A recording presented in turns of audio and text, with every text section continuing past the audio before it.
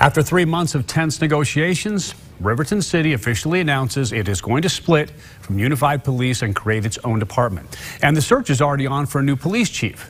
Now, while it will be a new department, News for Utah's Haley Higgins tells us it is starting from scratch. July 1st, 2019, a new era for one of the founding cities for UPD. It became clear that we needed to take some action. Riverton Mayor Trent Staggs argues the UPD board failed to correct concerns after a departure warning 3 months ago.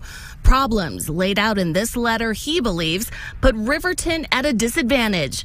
Dissatisfied with UPD's response, Riverton City Council voted to form its own police force last night. This really acted as I think, almost a line in the sand. The city plans to hire around 30 officers, the same number currently patrolling with UPD.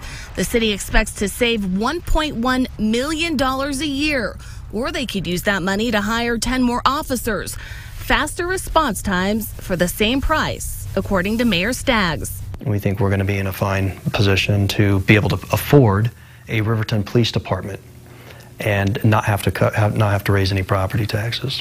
When Riverton leaves UPD next summer, they're not going empty-handed. They'll take with them millions of dollars in assets, including this precinct building and more than 30 police vehicles already in the city. Traffic signs, trailers, guns, vests, and tasers will also stay.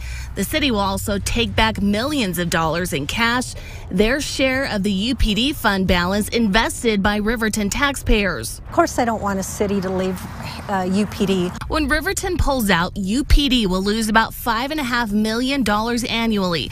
Sheriff Rosie Rivera says the lost revenue will be minimal since they won't serve the city of around 50,000 people. And we're moving real progressively to change things, make things better for UPD.